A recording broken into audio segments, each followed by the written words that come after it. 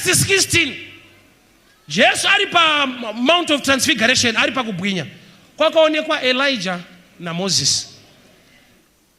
Ndokubva adzika mugomo, pazasi pegomo pane dambudziko remwana, baba vache vachicomplaina kuti ndakauya nemwana wako, vadzidzi vako vakamutadza nokuti zvikamubata zviri kuti mumoto zvoti mvura. Jesu ndokubva adzinga dzimoni rikaenda.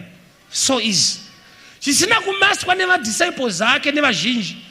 Incident yaitika before vari pagomo. Nokuti Jesu ari pagomo koonekwa kuna Elijah, uku kuna Moses. Ukatarisa mhando yevanhu vana Jesu, Elijah anoti kana Mwari ari Mwari, he answers by fire. Moses ndiye anoti akarova dombo rinoburitsa mvura. Kureva kuti pana anoita zvemumvura, kuna anoita zvemumoto. Saka dambudziko rine mwana riri kutoda Jesu to be imparted by those who had grace concerning fire and water.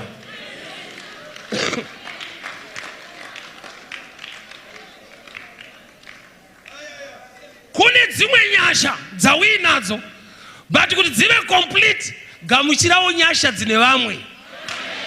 PaJorodhani pawakatarisa panoda kuti urecognize kuti kune vamwe vakapiwa nyasha dzekuyambuka.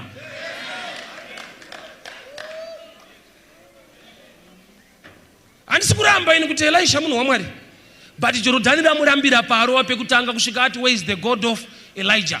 Hakusi kunamata Elijah, kuacknowledge zvakaitwa naMwari. David munhu anga akangwara pamudziso chinonzi anointing, akawana opportunity yekuuraya Saul, akaregedza, akati hazviite kuti ndibate muzodziwa waJehovha. Yet ari kutoziva kuti aiwa this time azodzwa ndini uyu zvakatopera. But ari kuti icho chakamboita kuti ambova choice yaMwari, I respect that. So jona handitende vhangeri rekutuka mumwe mufundisi zvachose.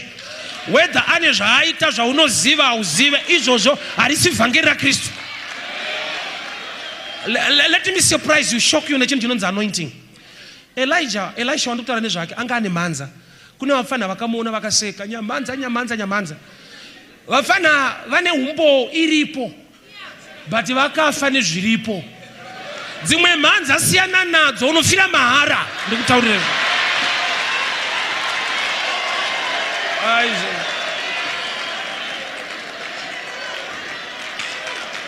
Zvekuti une evidence andabasa nazvo, but touch not.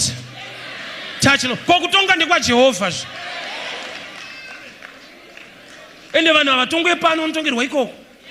Ukatoda kutonga wototungamira, imbosiya kana uri kuno kuimbomira.